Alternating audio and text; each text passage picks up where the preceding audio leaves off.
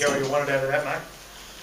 Yeah, absolutely. Yeah. I think it was. It's been a long couple of weeks, and the girls have been really chomping at the bit to play some footy. Not really knowing how we'd go in the conditions, because it's certainly a lot different than playing in Australia. So, but I think they did a fantastic job. I think it's been a long couple of years, Sammy, since the Jillaroos have played.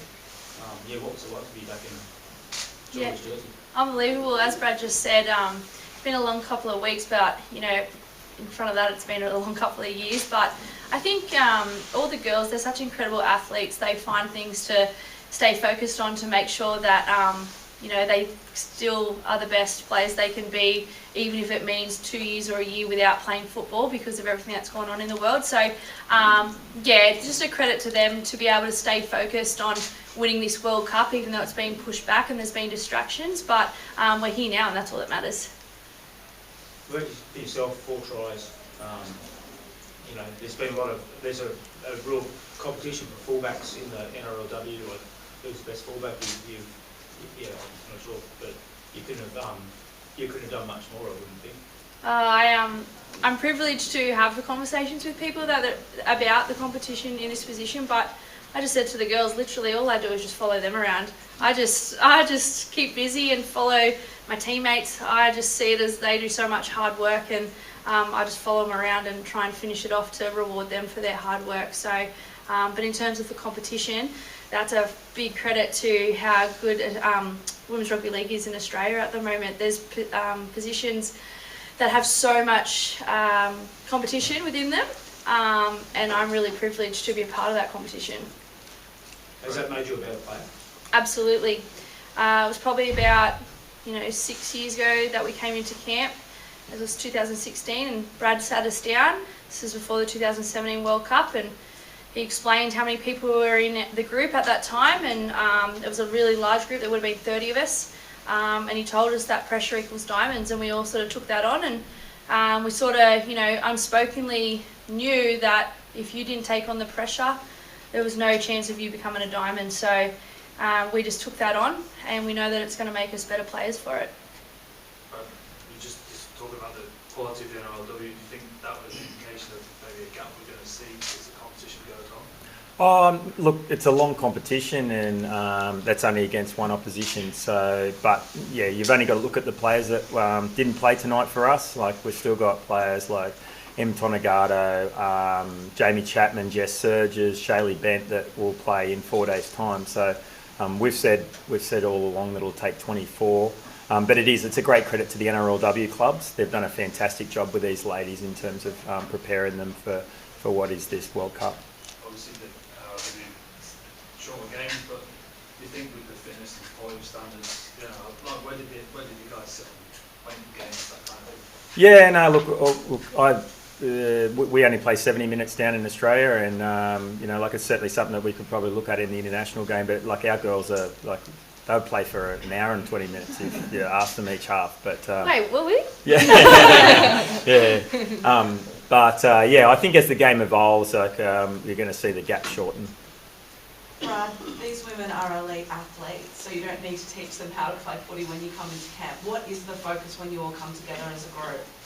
It is. It's about connection, and it's about getting along and making sure that we leave the jersey in a better place. And there's plenty of people that have worn the jersey, 160, I think we're up to 170 now. So it's really important that we understand, the foundations that this team was built on, the foundations that Women's Rugby League was built on. And, it's all good and well to be a good player, but you've got to be a great Jillaroos, which is a great character, and all 24 of these girls are. Kennedy, did you get a little bit emotional there when the anthem was going on? Talk us through that. Yeah, obviously debuting tonight. I think got goosebumps just walking out, not because of the cold. But yeah, I think it was a really surreal moment, not just for myself, but for the other debutants and the girls who've worn the jersey before. I think it's a pretty special moment when you're standing there side by side with the girls that you call your sisters, and to hear the national anthem out loud, stand there representing, the First Nations people and the Australians, and basically everything we've built. Yeah, it's been a long 2 weeks, but it was a pretty special moment. you got family here or to share it, or are they back home? Or No, everyone's back home, so I think that was part of the emotion too, knowing that everyone's watching on TV in Fox League, and had some family friends in the crowd, but yeah, everyone's at home. So.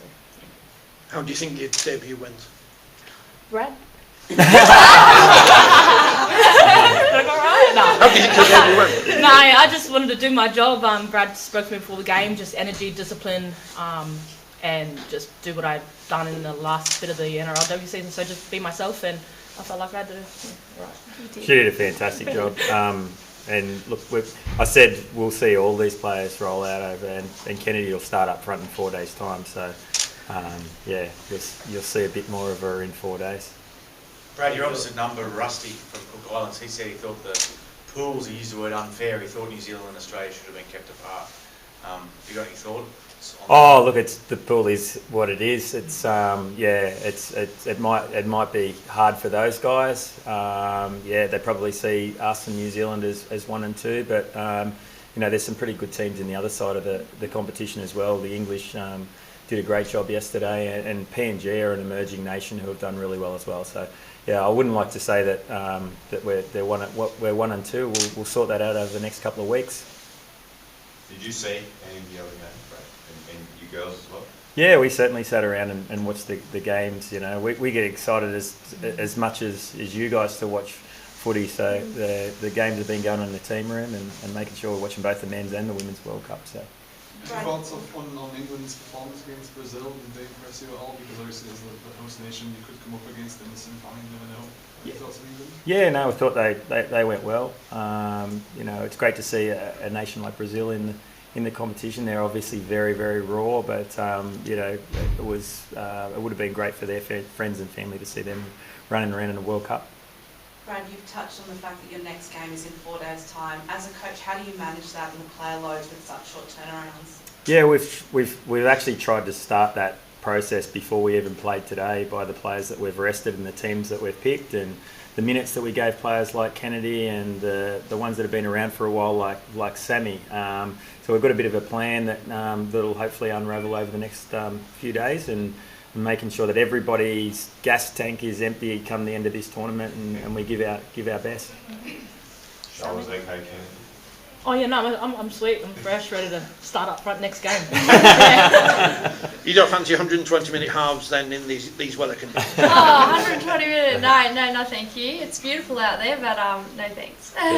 So we'll wrap it up. Sammy, I know it was your little one's birthday. It was yesterday. Does that medal around your neck? Does it go to your little one, or stay with you? Oh, I think this might break her neck if I put it around. No, I definitely took a couple of moments today to think about my purpose. And there was just so many contributing factors, but the main two is my 2 teams that have been driving me to get back on the field. And number 1 team is my family at home, and my number 2 team is the Jillaroos. So I thought about 2 of those things today, and I just wanted to take the field. I really did. And I think, time away from the game, that's what it's given me. It's given me appreciation for the game. So I had such pride in my heart running out onto the field. It's been 9 years since I was able to do that in a World Cup. So I took every single moment in, and I'm so happy that I get to go to sleep tonight knowing that I did what I set out to do, and that was to run around on the field again at a World Cup. Sam, like you said, 9 years ago, that was here in England. It's, I think, a completely different sort of environment, running out of this stadium and these facilities, and that has changed a lot, hasn't it? Oh, it's changed so much. Well, first of all, it was a heat wave 9 years ago. So, but in terms of women's rugby league, yeah, most certainly, we see it every year now. There's something new. The skill set is bigger and better.